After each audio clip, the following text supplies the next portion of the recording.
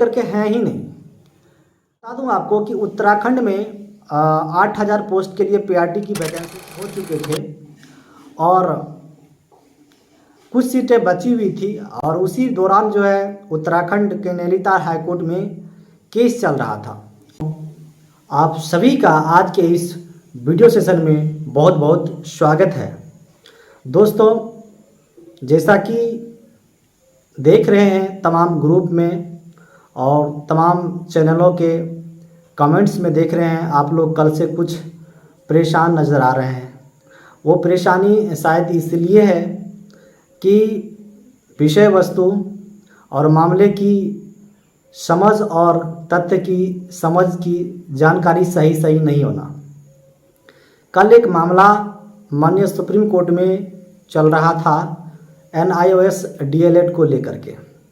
दोस्तों, आखिर ये मामला क्या है और इसमें कल क्या कुछ हुई और आने वाले समय में क्या कुछ होने वाला है, तमाम बिंदु पर मैं बिंदुवार बात करूंगा और उम्मीद करूंगा कि आपके जो तमाम डाउट्स हैं वो इस वीडियो सेशन को देखने के बाद बिल्कुल संदेह जो है वो ख़त्म हो जाएगा। निश्चित तौर पर आप तनाव मुक्त हो पाएंगे और तनाव मुक्त ही नहीं बल्कि आपको एक वास्तविकता से परिचय हो पाएगा। इसलिए वीडियो को अंत तक देखना ज़रूरी है दोस्तों। तो मैं सीधे बात करना चाहता हूं। सबसे पहली बात कि ये NIOS DLED का मामला जो सुप्रीम कोर्ट में है वो आखिर मामला क्या है।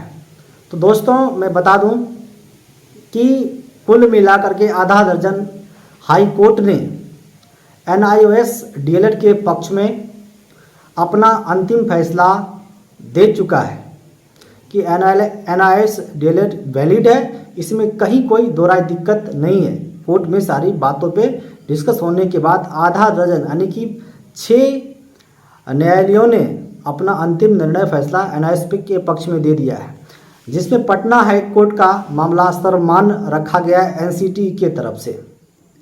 तो बात आती है कि कल क्या कुछ हुआ कोर्ट में। दोस्तों, ये मामला उत्तराखंड सरकार बनाम NIOS DLED के संदर्भ में है। एक्चुअल में मामला है वैलिडिटी को लेकर के है ही नहीं। मैं बता दूं आपको कि उत्तराखंड में 8,000 पोस्ट के लिए पीआरटी की वैकेंसीज आई थी, जिसमें आधे बहाली हो चुके थे और कुछ सीटें बची हुई थी और उसी दौरान जो है उत्तराखंड के नैनीताल हाईकोर्ट में केस चल रहा था। बीएड साथी जो केस किए से NIOS DLED पे।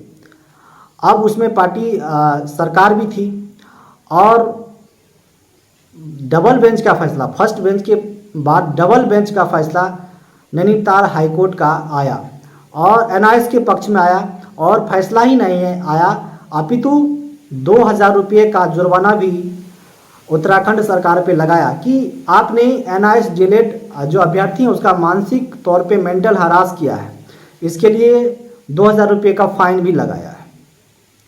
तो ये जो आर्गूमेंट लेकर के जो बीएड प्लस जो भी उत्तराखंड सरकार है, ये सुप्रीम कोर्ट इस बात को लेकर के पहुंची थी कि महोदय अगली बाहरी प्रक्रिया से NIOS DLED को हम जो है मौका देंगे। जो गतिमान वर्तमान में चल रही बहाली प्रक्रिया है इसमें नहीं लेंगे, क्योंकि हमारी आधे से अधिक जो बहाली की प्रक्रिया है वो संपन्न हो चुकी है, इसलिए इसमें नहीं अगले बहाली से दिया जाए। लेकिन प्रश्न यहाँ ये उठता है कि जब डिग्री वैलिड है, सब कुछ सही है, तो फिर अगले से क्यों, इसमें आपने वंचित क्यों नहीं किया। इसी बेस पे जो तमाम न्यायालयों ने जो फैसला दिया है अभी तक 6, जिसमें त्रिपुरा है हाईकोर्ट है, केरल है, बिहार है, छत्तीसगढ़ है, ऐसे बहुत सारा और उत्तराखंड हाईकोर्ट का डबल बेंच का जो है फैसला है। तो ये मामला बेसिकली वैलिडिटी का है ही नहीं। ये मामला है आपको कि वर्तमान चल रहे गतिमान भर्ती प्रक्रिया में ना शामिल कर करके जो आने वाली बहाली प्रक्रिया में शामिल करने को लेकर के है। अब रही बात कल क्या हुआ, तो कल देखिए ये मिसलेनियस टाइप का केस में हियरिंग इनका हो रहा था, लेकिन माननीय सुप्रीम कोर्ट कल एक क्रॉस क्वेश्चंस किए, चूँकि लिखित में देना होता है प्रश्न किए जाते हैं, सारे तथ्यों को संकलित करने के लिए प्रश्न पूछे जाते हैं, उसका रिटेन में जवाब देना पड़ता है। तो कल कुछ प्रश्न किए हैं NIOS DLED के जो एडवोकेट है उससे प्रश्न किए हैं कि कितने महीने का कोर्स है, यदि कोर्स को जो कम किया कंप्रेस किया गया तो किस बेस पे किया गया है, तो सारी चीज़ों को प्रश्न किया गया है। उस प्रश्न का उत्तर के साथ नेक्स्ट अगले हियरिंग में उपस्थित होने के लिए कहा गया है। कई लोग इसको ये समझ रहे हैं कि हमारे वकील जो है कमज़ोर पढ़ रहे हैं, ये पढ़ रहे हैं, ऐसी कुछ बात नहीं है। क्रॉस क्वेश्चंस होते हैं, जो माननीय न्यायाधीश हैं दोनों ही पार्टी को समान मौका देते हैं, समान, चूँकि तथ्यों को रखने के बाद पक्ष और विपक्ष को दोनों को सुनने के बाद ही फैसला अंतिम निर्णय में पहुंच दिया है। हाँ, एक बात तो तय है कि माननीय न्यायाधीश ने अब ये कह दिया है कि ये मामला लंबा खींचने वाला है, तो ये मामला लंबा चलेगा अभी और इसको फ्रेश तरीके से देखा जाएगा। तो दोस्तों, ये NIOS DLED का कोई भी झोल झमेला नहीं है, थोड़ा वक्त लगेगा, फैसला आपके साथ आएगा। क्योंकि ये जो है, हालांकि ये बात कहना ठीक नहीं है, क्योंकि जब मामला न्यायालय में लंबित हो तो कुछ भी हो सकता है, लेकिन जो भी एविडेंस हैं आप लोगों के पास, और पटना हाईकोर्ट तो यहाँ तक कह दिया था NIOS DLED is better than another degree diploma course, यानी कि आप समझ सकते हैं इसकी कितनी वैल्यू है। चूँकि NIOS DLED का जो हेयरिंग हुआ था उसमें तमाम कोर्स का डिटेल, उसमें क्या कुछ कोड के साथ सिलेबस डिज़ाइन किया गया था, क्या कुछ चीज़ें थी, सारी चीज़ों पर डिस्कस हो चुका था।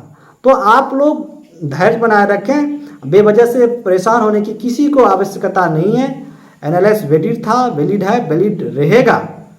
अब मामला सुप्रीम कोर्ट में है, वो मामला वैलिडिटी के मामले में नहीं है, लेकिन फिर भी जब मामला कोर्ट में जाता है तो आखिर ये विवाद क्यों आया, तो शुरू से उसकी जो है बातें को सुनी जाती, आखिर मामला क्या था, तो सारे मामलों को सुना जा रहा है। तो इसमें विशेष यही है, इस केस को फ्रेश तरीके से अब सुना जाएगा। इसलिए आप सब लोग निश्चित बने, कोई भी कन्फ्यूजन ना पालें, कोई भी संदेह ना पालें, बिल्कुल आप लोग के पक्ष में होगा। और नंदन सिंह बोरा जी इसको नेतृत्व कर रहे हैं उत्तराखंड से, मैं उसके संपर्क में लगातार उससे बातें हमारी होती रही है, और कोशिश करूंगा नंदन सिंह बोरा जी के साथ हम लोग लाइव आएँ। और इसमें कोई बात नहीं, हम लोग की तरफ से 5 एडवोकेट हैं जो केस को डील कर रहे हैं। अंततः रिजल्ट फैसला पॉजिटिव आएगा, इसलिए कहीं कोई घबराने की जरूरत नहीं है। सभी से निवेदन है कि विश्वास बनाए रखें और एक पॉजिटिविटी के साथ पॉजिटिव वातावरण तैयार करें, नेगेटिव ना फैलाएं, भ्रम ना फैलाएं, और बिल्कुल आप लोग के पक्ष में आएगा। विशेष जानकारी को लेकर के फिर भी हाजिर होंगे, तब तक के लिए नमस्कार।